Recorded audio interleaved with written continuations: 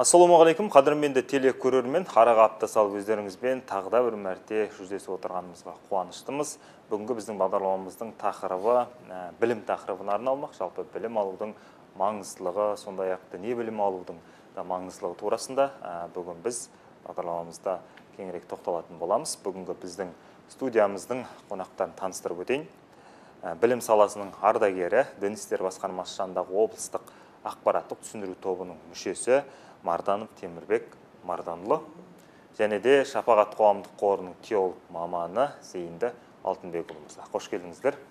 Бүгін біз бағдарламамызда осы білім саласына қатысты, жалпы білім алудың маңыздылығы, сонымен қатар шариғи білім алудың да маңыздылығы, ұстаз бен шәкірт арасындағы байланыс деген сияқты тақырыптар арасында сұрақ сауал жүргізіп ой өрбітетін боламыз. Қош келдіңіздер. Тағы да көңіл күйлеріңіз қалай? Рахмет, шүкір, жақсымыз. Бәрекелді. Енді Темірбек мырза, алдымен өзіңізден бастайық. Жалпы енді халқымызда білікті, бірді, білімді, мыңды жығат деген керемет тәмсіл бар ғой. Жалпы енді осы өзіңіз 50 жылға жуық осы білім саласында қызмет еттіңіз, бірнеше шәкірт тәрбиеледіңіз. Жалпы осы білім алудың маңыздылығына, жалпы адамға беретін бір пайдасына тоқталып өтсеңіз. Рахмет.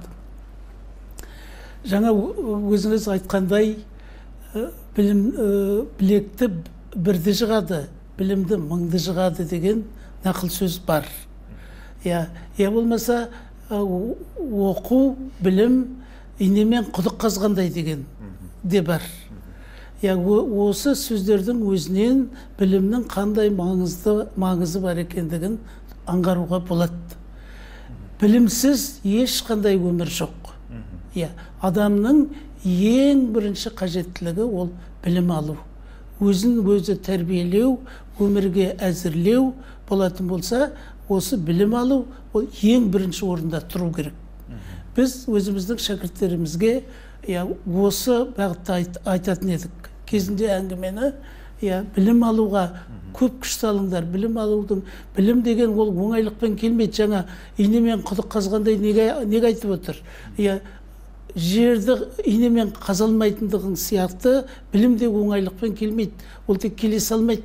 Мен осындай білімді игерем дегенде ол келе қоймайды өзінен. Оған көп іздену керек, көп оқу керек, көп білім алу керек. Әсіресе мына біздер ұстаздар көбіне білімнің негізі мектепте беріледі. Білімнің негізі ол мектепте қаланады. Білім негізі бастауышта дегеннің толық қосылуға болады. Осында жақсы меңгеріп кеткен бала ол өзінің өміріне қажетті теориялық білімді ала алады. Ал енді бастауыштан жақсы шыққан бала енді әрі қарайғы білімдер енді күрделене береді. Мектепте жүргенде сол күрделенген білімді де меңгеру керек. Әсіресе жаңағы 7-ші кластарда қосылатын физика пәні, химия пәндері, бұл пәндер ең маңызды пәндер. Өзінің жаңағы болашақ мамандығында таңдайды ғой бала. Мектепте жүргенде мамандығын таңдап шығады. Ата-анамен қосымша ұстаздың көмегі бұл жерде өте қажет. Сол жерде оған ең басты қажеттілік білім. Білімді жақсы меңгерген бала мектепте айтып отырмын. Білімді жақсы меңгерген бала ол ешқандай арнаулы оқу орнына барсын мейлі, жоғарғы оқу орнына барсын мейлі, ешқандай қиналмайды. Сол негізде беріледі, тек күрделеніп оқылады. Ол күрделеніп оқылатын пәнді бала меңгере алады. Ол себебі мектептің жаңа курсында дамып, ізденіп солай келді, дайындалып келді. Білім осылай қалыптасады. Енді білімсіз ешқандай күні жоқ. Қазіргі тіпті болашақ жастарда алға қарайғы мынау қазіргі қоғамымыздың ғарыштап дамып келе жатырған кезеңінде ең бірінші адамға білім қажет. Білімсіз бір шаг аттап баса алмайсың. Білім қажет бар. әрбір азамат жалпы жаңа өзіңіз айтқандай мектеп қабырғасынан өзінің болашағын айқындап, сол жерде үлкен өмірге деген қадамын осы мектеп ордасынан басталады. Одан әрмен жаңа білімге, өзінің өміріне, одан әрмен болашақ кәсібіне, нанын табуға үлкен бір көп септігін тигізеді ғой. Солай ғой, бәрекелді. Зейін мырза, Зейінді бауырым, енді мынау шариғатымызда да жалпы білім алу турасында көптеген хадистер жалпы келтіріледі, көптеген мысалдар келтіріледі, баяндалады. Жалпы бұл шариғи білімнің де жалпы адамның өмірінде қандай да бір маңызды орын алатындығын көрсетеді. Жалпы бұл турасында қасиетті Құран кәрімде, жалпы хадис шәріфтерде қалай баяндалады, бұл турасында не айтылады, соған тоқталып кетсең. Бисмиллахир-рахманир-рахим. Жалпы білім мәселесі, ілім ғылым мәселесі дінімізде өте ерекше жоғарғы орындалатын өзекті мәселе болып табылады әрдайым. Өйткені оған бірден бір мысал ретінде, дәлел ретінде біз Құранның ең алғашқы түскен аятының оқы деп басталуынан, жаратқан Раббыңның атымен оқы деп басталуынан ақ ғалымдар осының өзін кісінің оқуға, ізденуге талпыну қажеттігін баяндайтынын түсіндіреді.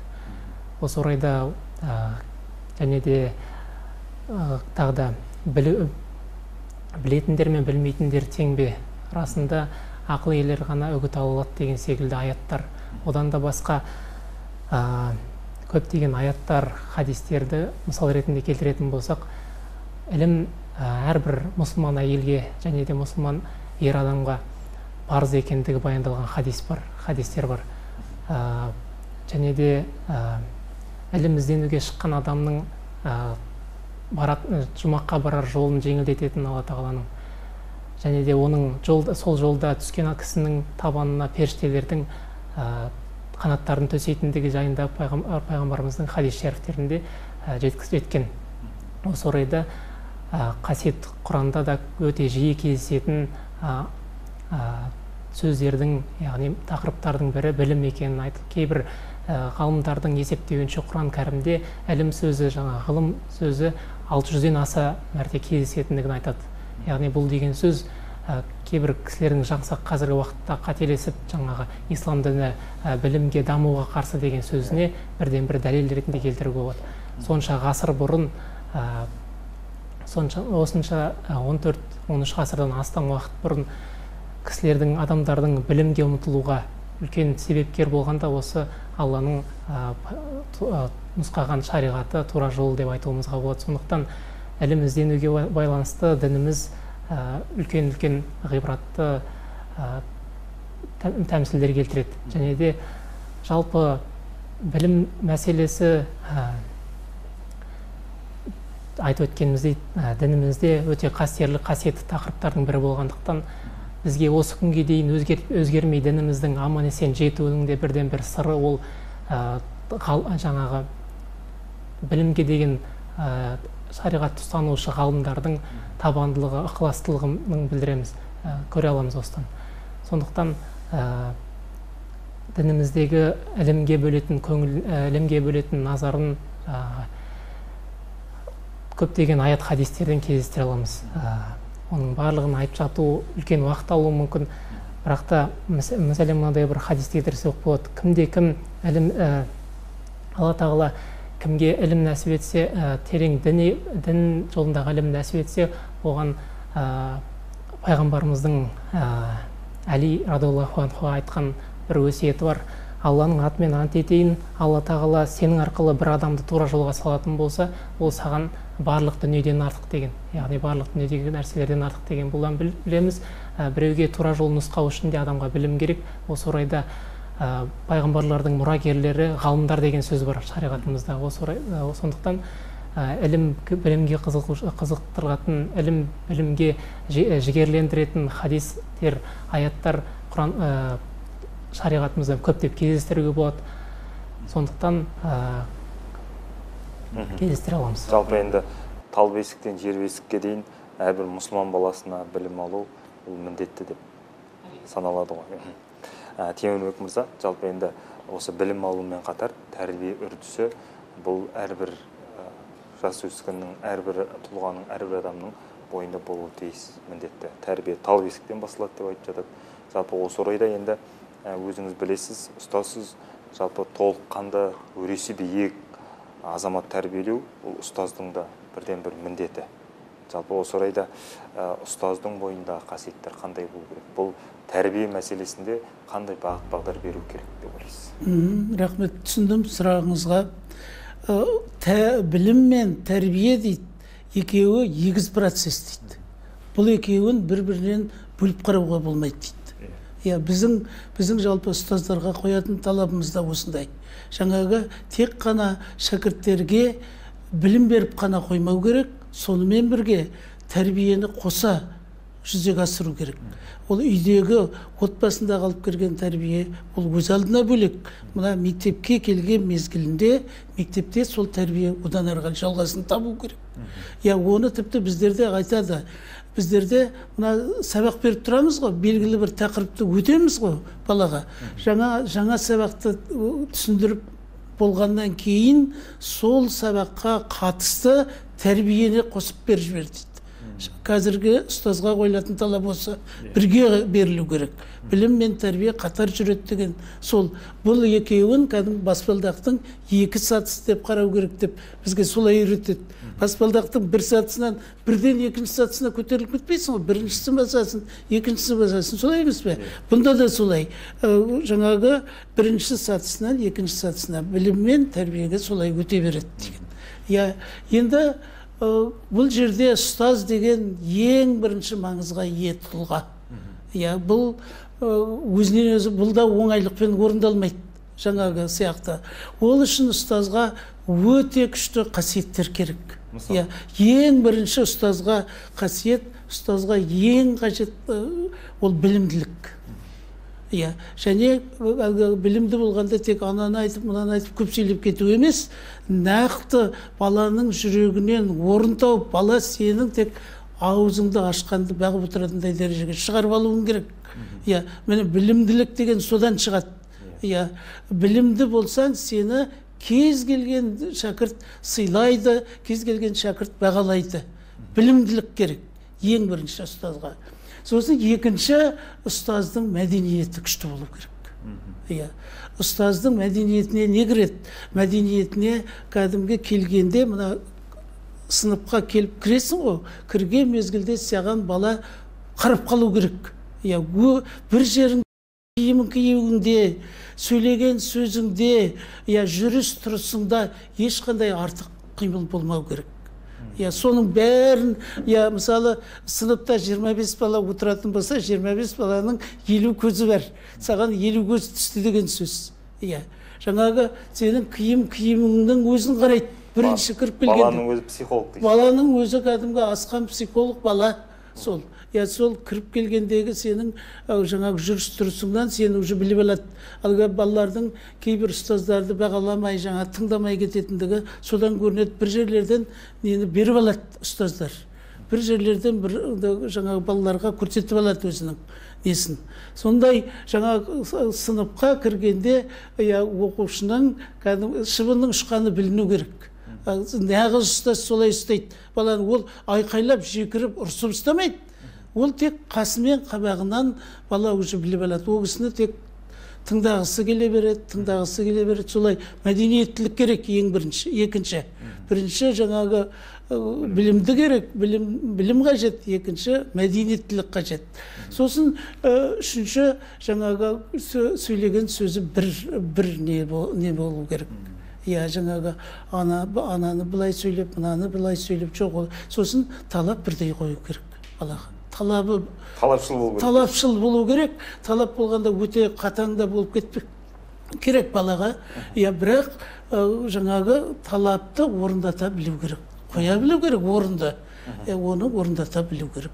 Осы үшеуі. Өте жақсы. Енді осы орайда Зейін бауырым, жалпы енді осы ұстаз бен шәкірт арасында қарым-қатынас деп айтып жатырмыз ғой. Енді өзіңіз білесіз, қазір таңда мынау интернет беттерінен жастар діни ілімді көп алады.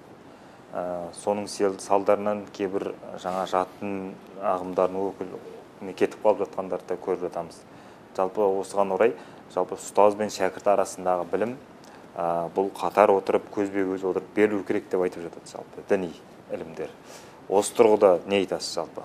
Діни ілім қалай беріледі, ұстаз бен шәкірттің арасында қарым-қатынасы қалай байланысу керек? Иә, бұл дұрыс айтасыз. Ұстаз бен шәкірттің арасында қарым-қатынас дінімізде мұқият қарастырылған көптеген кітаптар жазылған тақырыптардың бірі болып табылады. Жалпы білім алу мәселесі де өте жіті қарастырылған тақырыптардың бірі, ден қойылған тақырыптардың бірі. Сондықтан ертеде де жас кішкентай баланың өзін ілім ордаларына әкеліп, сонда баулуды бастаған. Яғни өскенінде әкеліп емес, кейін жас күнінен әдепке үйреніп, сондағы ілім мәжілісіне үйретіп дағдыландыратын болған. Осы орайда шәкірт пен ұстаздың арасындағы мәміле, әдеп мәселесінде шариғатымыз көптеген нұсқаулықтар айтқан. Оның негізгі ұстындар ретінде айтатын болсақ, ол әрине бір өзара сыйластық, құрмет, мейірбандық, жаңағы ұстаз тарапынан балаға өзінің баласындай қарау, жанашырлықпен жаңағы ұрсып зекуден аулақ болу, барынша ықыласпен үйретуге тырысу, және де сол секілді балаға ертеңгі үлкен азамат ретінде қарап, оған өзіне деген сенімін нығайтып, осындай көптеген негізгі ұстындарын айтып өтсе болады, ұстаз тарапынан орындалатын.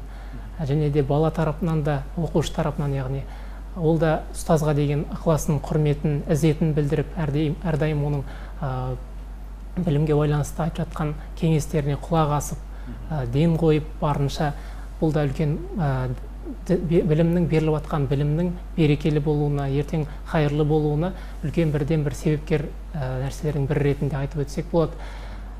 Жалпы жаңағы ұстаз бен шәкірт бізге осы күнімізге дейін дініміздің аман-есен қаймағы бұзылмай жетуінің бірден бір сыры осы ұстаз бен шәкірттің арасындағы мәміленің дұрыс болуынан, оның үзілмей кітаптардың оқылған жазылған кітаптарға яғни тиісті амал етіліп, яғни жетуінен де деп айтсақ болады.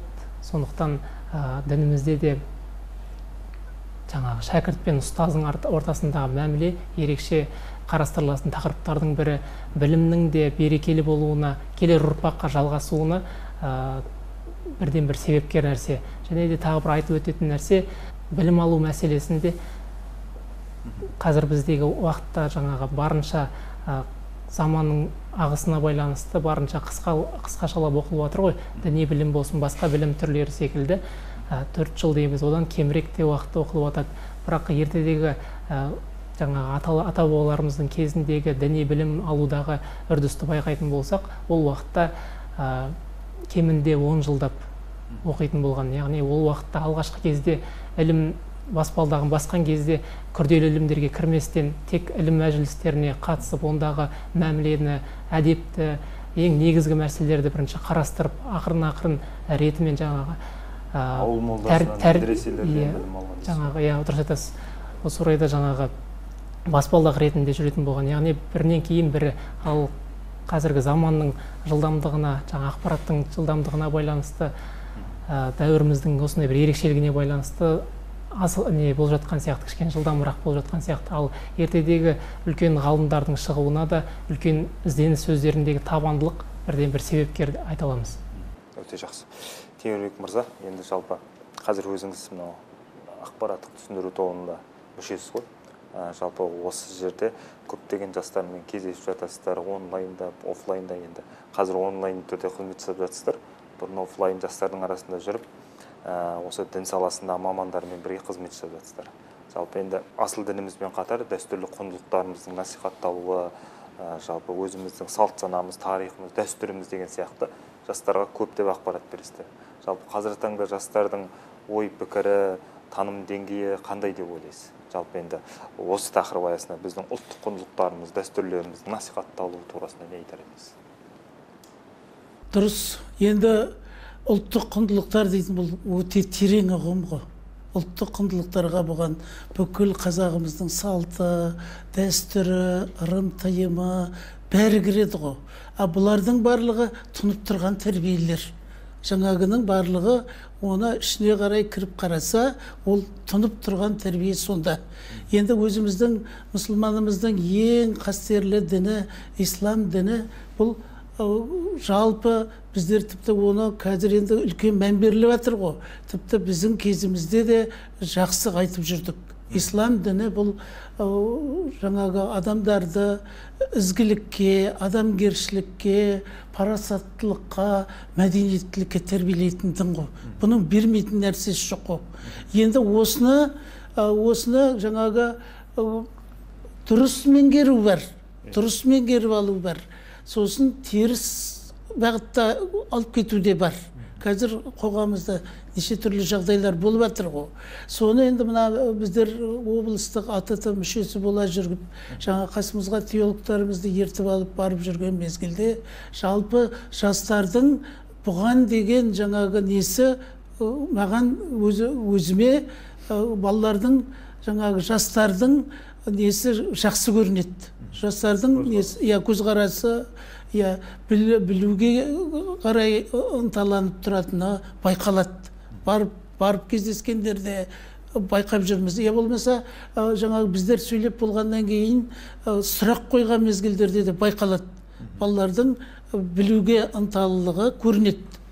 Енді жаңағы салт, дәстүр, ырым, тыйым дегенде менің бір кездесуімде бата беру, батаның тарихы, батаның түрлері, оның тәрбиелік мәні деген тақырыпта аштық біздер. Барып, сол кезде мен батаның жаңағы бүкіл несін бәрін айтып болғаннан кейін жаңағы көп сұрақтарға кезіктім. Ол деген балалардың көп нәрсені білуге құштарлығын ұятты кәдімгі. Сол жерде тіпті сол тақырыпта мені қайтадан шақырған нелер де бар. Мектептер, мына арнаулы оқу орындарына барып осы тақырыпта айтқанымда, сол тақырыпты мені өте жылы қабылдады. Енді бұл жерде мына өмірде кездеседі ғой, бата беру дегенде жаңағы тек бір нелерде, отырыстарда, мына үлкен кісілерде қазір мен айттым соны. Үлкен кісілер, мына 60-тан, 70-тен кеткен кісілердің ішінде де бата бере алмайтындар бар. Ол деген кездесіп қалады. Бата бер дегенде отырып қалады. Ол деген дұрыс емес. Бата беру дегенді үлкен мән беріп қарау керек. Оның үлкен тәрбиелік мәні жатыр. Мысалы, ана үлкен кісілері бар, атасы бар, әжесі бар үйлерде немерелері өсіп жетіліп жатыр ғой. Сол балаларға жаңа біз бір үлкен қонақтар шақырайын деп жатырмыз, айналайын. Солардың қолына су құй, ана үлкен кісілерден бата алып қал деп жатады. Естіп жүресіңдер сондай әңгімені. Бұл жерде тек әлгі қолына су құйып, салдырлатып су құйып тастау емес қой. Ол сол жерде жаңағы үлкен кісінің батиқасын алып, ол өзінің өміріне жаратсын деген сөз. Болмаса тіпті мына бата беретінде үлкен бір қонақтықтар шақырған мезгілде, енді қонақтықтың түрі көп қой. Ас беруі бар қазір, бұлай құда қабылдауы бар, көп қой енді. Оның бәріне тоқтала беретін уақытым болмас.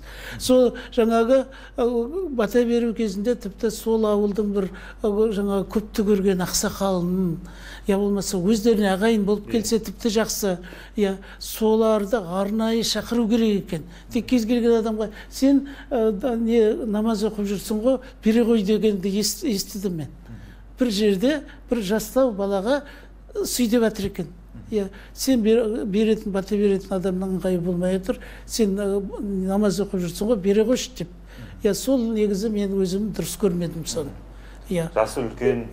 Жасы үлкен, көпті көрген, кәдімгі адуынды тілді сондай бір. Болады ғой адам. Бір кәдімгі анан есіне сол шаңырақтағы барлық мүшелеріне, ол болашаққа жол сілтеу деп те айтуға болады. Тек бата деген ол тек жай сөз емес ол. Батаның деген мынандай түрі бар. Айтып жіберейін. Батаның ақ бата деген түрі бар. Бұл алғыс айту жаңағы сондай батасы. Өзі ат айтып тұр, ақ бата деп. Енді екінші бата қарғыс батасы деп аталады. Қарғыс батасы дейтін, ол деген біреуге біреудің жаңағы ренішінен туады. иә, жаңағы ештеңе ойламай тек беріп тастайды қарғысты жаудырып. иә, ол деген негізі дұрыс болмайды. иә, қарғыс батасын ойланып толғанып барып солай беру керек екен. Тіпті ол жөнсіз беріліп кетіп жатса, қарғыс батасы ана кісінің өзіне қайтып оралады екен. Жаңа жөнсіз бір енді адам өмірде кемшілік жібермейтін адам жоқ қой, мысалы болып қалып бір. иә, оның ар жағын ойланып толғанып барып берген дұрыс бат. Егер жаңағы бата теріс берілетін болса, теріс асығыстықпен беріліп кететін болса, ол жаңағы адамның өзіне қайтып оралады екен. Тіпті бұны мына ертеректе болған екен, қазір енді бар жоғын білмеймін, ертеректе бүкіл елді жинап жіберіп, ана жаңағы теріс берілген батаны, қарғыс батамды қайтып алдым деп, ана кісі бүкіл халықтың алдында айту керек екен. Сөйтіп қайтып алынады екен анау. Батаның да өзіндік бір қасиеті болып иә, тұр ғой. ол қасиет деген салт дәстүр дейді ғой. Көп қой енді салт дәстүр, оған ішіне кірсең. Соның бәрін жастардың игеріп алғаны дұрыс бат. Игеріп алғаны дұрыс бат. Жаңа жастар бермесін демеймін мен. Жастар бата берсін, бірақ о жастардан гөрі ана кісілердің бергені орынды болады. Орынды, өзі тәрбиелі болады. иә, олар да ертең өсіп жетіледі, салиқалы жасқа келеді, береді сол кезде. Түсінікті. иә, Өте жақсы. осындай әңгімелер енді ұлттық құндылықтарды, бір сөзбен айтқанда, ұлттық құндылықтарды жастар тіпті бәрі де игере бергені дұрыс. Көп, тіпті үлкен жасқа келсек те, кейбір ұлттық құндылықтарымызды білмейтініміз бар. Оны жасыруға болмайды. Мынандай да дәстүр бар екен ғой деп. Солардың барлығы ашылып, игеріліп, сіңірілу керек, ол тәрбие арқылы берілу керек. Мектептерде осы мына ұлттық құндылықтарды игерту жағына көп мән берсе екен деймін мен. Сол берілсе, ол игере береді жайлап. Сосын үйден алатын тәрбиесі бар өзінің. Атасынан, әжесінен алатын болса, тұнып тұрған тәрбие деген мына жаңағы 5 уақыт намазыңның өзінің қанша тәрбиелік мәні бар. Соны үйде сондайды көріп, сондаймен өсіп келе жатырған баланың тәрбиесі бөлек болады. Мен байқаймын, мектептерде жүргенде жаңағы келеді ғой, ол балалардың бір сөз сөйлеуі де, бір үлкенді сыйлауы да бір ерекше болып тұрады. Ол ана үйдегі тәрбиеден алғаны. Ал енді ештеңе жоқ, бір орыс қолды тәрбиеден шыққан балалар бар. Олар мүлдем бөлек, оларды әрі қарай тәрбиелеп алып кету. Әрқайсысы тәрбиенің өзі ұстаздардың тәрбиенің отбасынан басталады, одан кейін ұстаздардың ортаға байланысты. Осы түсінікті, өте жақсы. Зейінді Алтынбекұлы, енді жалпы қазір өзіңіз білесіз, мына діни білім алуда жаңа жоғарыда да айтып өттік қой. Көптеген ғаламтор бетінен тапқысы келеді жастар. Соған байланысты көптеген жаңағыдай кедергілерге ұшырап жатады, немесе келеңсіздіктер туындап жатады деген сияқты. Жалпы бұл турасында не айтар едіңіз? Қазір осы өздеріңіздің қызмет жасап жатқан Шапағат қоғамдық қоры жалпы осы бағытта да көптеген жұмыстар атқарылып жатыр. Жалпы осының алдын алу бағытында осы діни білімнің маңыздылығы турасында жастарға түсіндіру барысында қандай ақпараттар беріледі? Расымен қазіргі уақыттағы жаһандық желі ғой, ғаламтор заманның дамуына байланысты бұл өзінің ерекшелігі.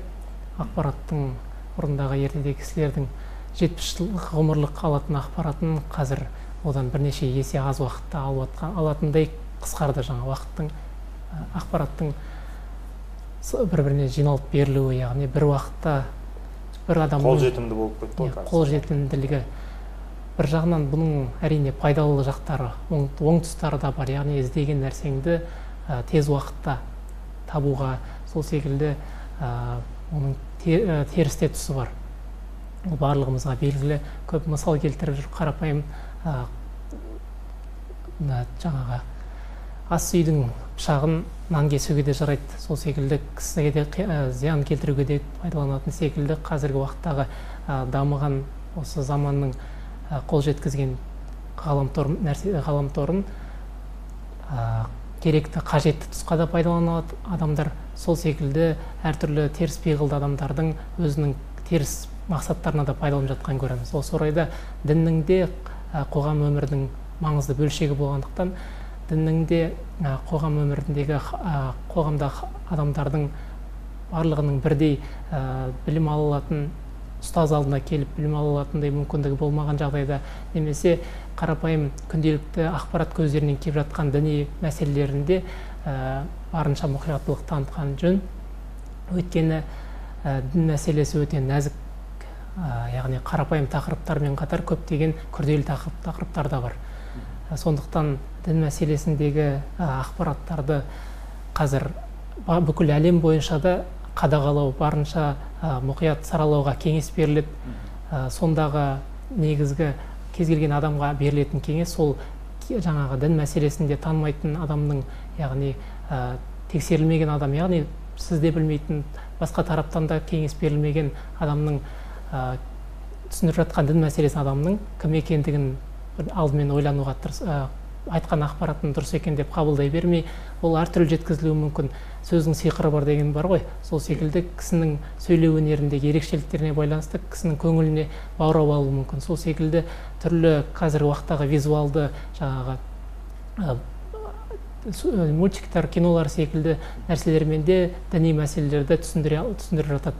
Осы орайда барынша ол нәрсенің мән мазмұнына бойлай алу үшін оның ақпаратты беріп жатқан адамның немесе ұйымның кім екендігін нақты білуге тырысу керек. Одан кейін ондағы мақсаттың не екендігін білу керек. Содан кейін бұл мақсат жаңағы діни ақпарат беріп жатқан ұйымның немесе адамның бір жақты ғана пікірді, өзіндік пікірін немесе бір жақты кішкентай жаңағы санаулы ғана кісінің айтқан пікірін ғана алып айтып тұрма, оны да қадағалау керек. Сонымен қатар оның егер мәтіндік әдебиет болатын болса, оның сілтемелеріне, оның жаңағы рұқсатнамасы, сол секілді көптеген мән беретін нәрселеріне жіті қадағалап барып қана кеңес беріледі. Бірақ енді халқымыз айтады ғой, шымшық сойса да қасапшы сойсын деп. Сол секілді әр істің өз маманы бар. Жаңағы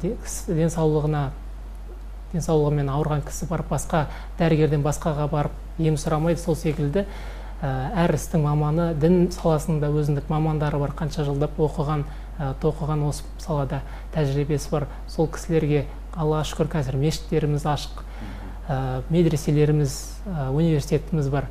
Сол секілді сол жерде білім алып жатқан,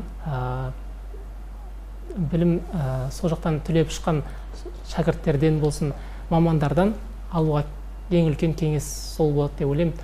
Сондықтан барынша мұқияттылық танытып, тек қазір жаңағы Аллаға шүкір Қазақстан мұсылмандар діни басқармасы бар.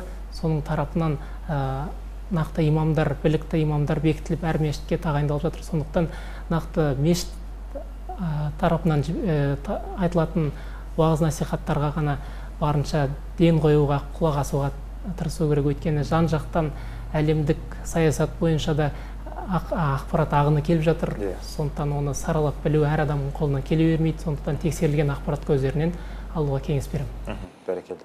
Ол үшін де енді жалпы жаңағы отбасында да тәрбиені айтып кеттік. Отбасыда тәрбиеде осыған байланысты, ата-ананың да діни сауаттылығы барлығы осыған байланысты. Барлығы осыған келіп тіреледі ғой. Солай ғой. Солай. Енді бүгін біз бағдарламамызда білім саласына қатысты тақырып қозғадық қой. Жалпы білімнің маңыздылығы, ұстаздың жаңағы ұстаз бен шәкірт арасындағы байланыс деген сияқты. Діни білім алудың өзіндік бір маңыздылығы турасында да теолог маман айтып жатыр. Енді біздің сұхбатымыздың уақыты да таяп келе жатыр екен. Енді бүгін осы бір тақырыбымызды қорытындылап, осы тақырып аясында айтылған ойларымызға бір қорытынды жасап, қысқа нұсқа және де біздің көрермендерге бір тілектеріңіз болса, кеңестеріңіз болса білдірсеңіздер. Енді жалпы тақырып түсінікті ғой. Білім және тәрбие беру. Діни тәрбиенің де маңыздылығы, қазіргі жағдайда артықшылығы жоқ қой, ешқандай.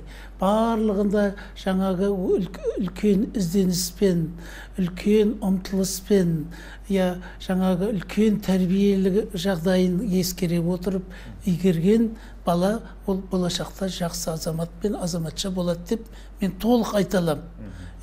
Енді бұл жерде бұл жерде тек қана барлық нені ұстазға беріп қоймай, отбасының тәрбиесіне көп көңіл бөлсе, тіпті балабақшаларға дейін мән берсе, кішкентайдан бастап балаларға осы бағыттағы тәрбиенің бәрін игертсе, ол бала сөз жоқ, жақсы биік адамгершілікті азамат болып шығады деп мен толық айта аламын, ұстаз ретінде. Енді тілегімді айтып берейін. Жалпы еліміз аман, жұртымыз тыныш болсын деймін. Үлкен мерекеміз тәуелсіздіктің 30 жылдығы келе жатыр. Үлкен мерекелерді өткіздік, күні кеше құрбан айтты өткіздік. Барлығында айтылған тілектер, оқылып жатырған дұғалар бәрі қабыл болсын деймін. Мынау қазіргі елімізде болып жатырған үлкен қиыншылық, аман өтейік. Денсаулықтарыңыз жақсы болсын деймін. Ең бастысы денсаулық қажет. Біз білім қажет, білім, тәрбие қажет деп айтқанмен, ең бастысы денсаулық керек адамға. Денсаулықтарың жақсы болсын. Қиналмай осы қиыншылықтан барлығымыз бір ауыздай өтіп, жақсы бір еркін жүретін заман туғай. Еліміз бай болғай. Барлықтарыңызға тек қана жақсы өмір тілеймін. Ұстаздық ретте. Әмин болсын. Қорытындылай келіп айтатын болсақ, қарғыстың да ең жаманы осы білімнен мәселесінде айтылады екен. Айтады ғой, өзің білме, білгеннің тілін алма деген ең үлкен жаман қарғыс деп. Сондықтан осы тұста барынша білімге ұмтылу, яғни бір жақтылықтан, сыңай резуліктен сақ болып, қазіргі мүмкіндіктерді, дұрыс мүмкіндіктерді пайдаланып, бейбітшілікті Алланың берген пайдаланып, білімге ұмтылып, көзіміздің ашық болуына ұмтылуымыз керек деп ойлаймын. Және де білімдіге дүние жарық, білімсіздің күні ғарып деп айтып жатады ғой. Сондықтан осы барынша білімге ұмтылып, дүниеміздің жарық болуына, осы қазіргі мүмкіндіктерді пайдаланып, бұл да бір Алланың беріп тұрған бізге мүмкіндік шығар. 100 жыл бұрынғы алаштықтарға, ата-бабаларымызға бұйырмаған мүмкіндік осы ұрпақтарына беріп тұрған. Сондықтан осы орайда олардың жасай алмаған, ала алмаған, бұйырмаған несібесі бізге бұйырып, ала алмаған асулары бізге нәсіп болып тұрған шығар. Сондықтан ел жұртымызға барынша білімге ұмтылуын, ұрпақтарын білімге баулуын, дұрыс білімге, оның ішінде де жақсы азамат болуына, ел жұртының қамын жейтін азамат-азаматшылар болуына нәсіп етсін деп. Әмин.